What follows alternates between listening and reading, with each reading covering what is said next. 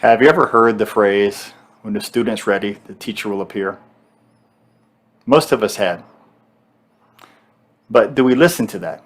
Because sometimes in life, your teacher is standing right in front of you. You don't understand or recognize that that's them.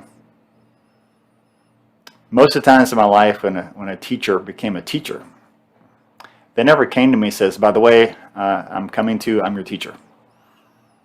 None of them did that for me. So your teacher is not always the person who puts a sign on the wall and then you find them and seek the place and there they are. It may, but usually not. But a teacher can be someone who you met briefly, who doesn't even recognize themselves as a teacher, but someone who has knowledge and wisdom that you're looking for. Because there are no coincidences in life.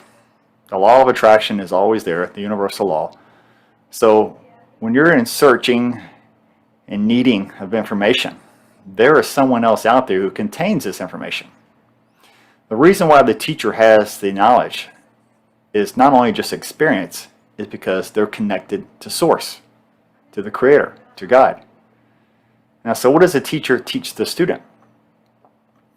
They teach them to go deep within, to feel something they normally don't feel, and to listen deeply within themselves for the answers. And so with all the chaotic mindset we have today and all the stuff going on in the world, our mind is full of clutter. And with that clutter, it stops us from making that connection. Because the connection, we need to have clarity. That means you have to have peace in your life. Whenever there's chaos, the chaos goes on around you. The teacher has learned how to manage their life. They've learned how to manage their chaos. They've learned how to make themselves neutral in all matters. Not to polarize themselves to the left or polarize themselves to the right. Not black, not white, not up, not down. They find themselves neutral. And being neutral, the world goes on around you. And you choose where to interact, where you choose. See, being a student means you don't quite understand how to connect or know even how to connect. And the teacher will lead you in that direction. They may lead you like they did through martial arts, like they did for me. They may lead you through wellness. There may be some kind of training that we've never even heard of. Maybe just through conversations, sitting with this person, and they share the knowledge of how they connect, how they stay out of the chaos. And being in the energy of the person, because we all have a biofield around us of energy. And when you're in the biofield of someone else, you're interacting with their abilities, their gifts, their knowledge. That's why you feel so powerful in the presence of a teacher, so connected. The teacher leaves, you don't feel so powerful, you don't feel so connected. And then eventually, being around the teacher long enough, you learn how to connect yourself, and then even when the teacher's gone, you still feel connected, you still feel powerful, you attain your own knowledge and wisdom yourself. You see, you don't have to necessarily read a lot of books to attain knowledge. You don't have to necessarily be old to have knowledge. The teacher told me that. Just, Patrick, you don't have to be old to have wisdom.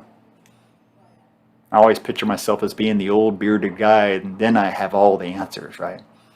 It doesn't have to be that way. You just simply have to learn how to get this clarity of mind and make a connection. God, the Creator, is always available, but are you? You worked in a day, you have your morning routine, you have an eating routine, you have family, friends, all these requirements of your human life. So these things can also become distractions where you never have this clarity in your mind. So when you're looking for a teacher, the teacher will find you. You'll run into each other, but the teacher may be available at a time that's not convenient to you. You may say, well, I'd like to get with you, but it doesn't work for me. Can you make this time happen? Can you meet me in this different location? Oh, this is your teaching area. Can you move your school closer to where I live so it makes it more convenient for me? This will never put you in alignment with the teacher.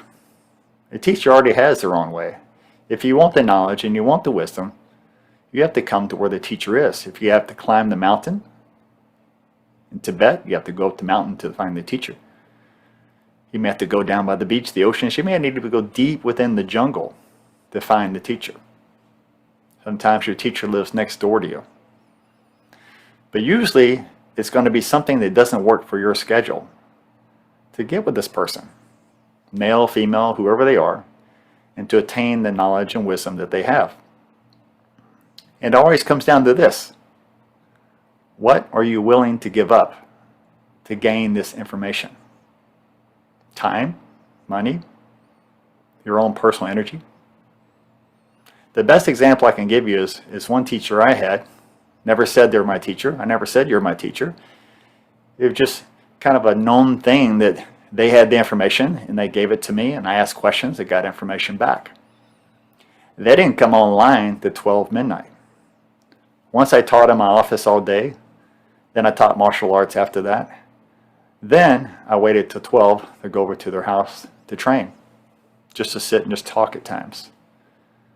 Now sometimes this would last to 3, even 4 in the morning, and I get up and do it all over again. I did this for many years.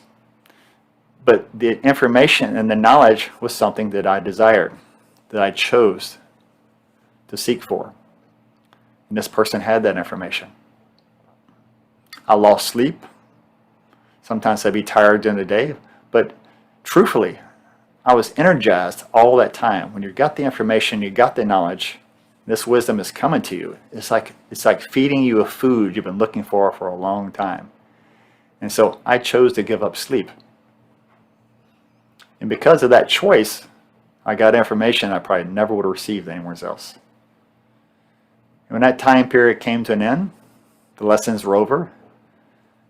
Hardly saw the person ever again. And then next thing you know, the next teacher's in front of me. And this went on for years. For years, one teacher would appear to me and not say, hey, I'm your teacher. They would just be with me. And here they are in front of me. And I chose to go study what they had.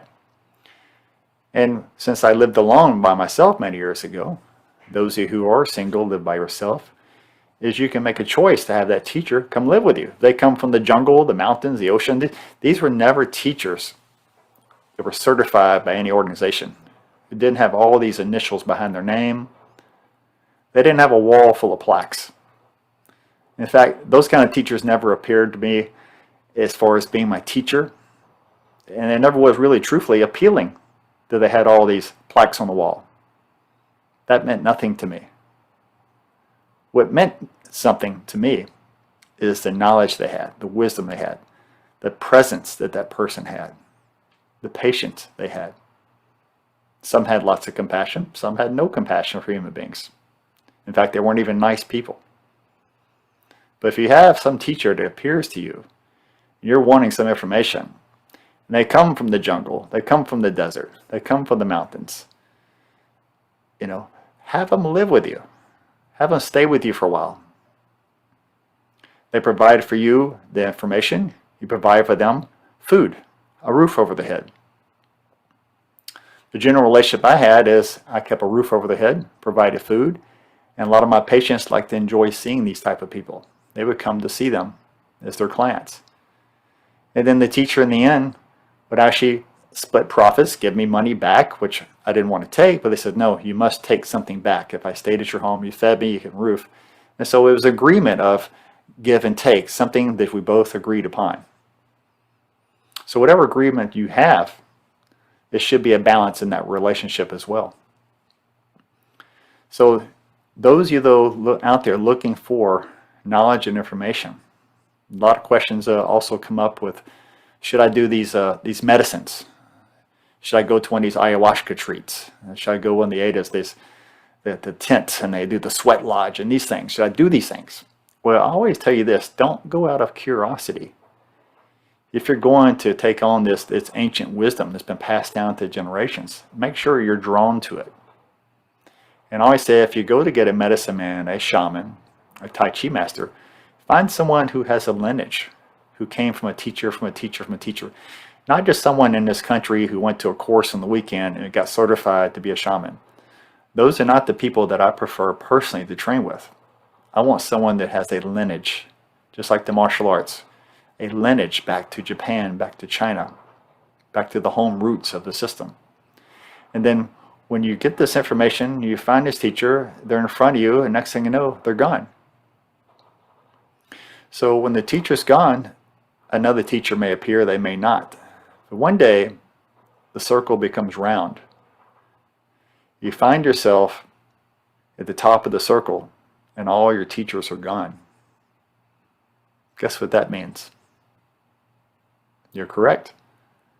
When you're back at the top of the circle and you are now alone, you are now the teacher. Now it's time for you to share the knowledge, to share the wisdom you've attained. It's not something you have to do, you're forced to do.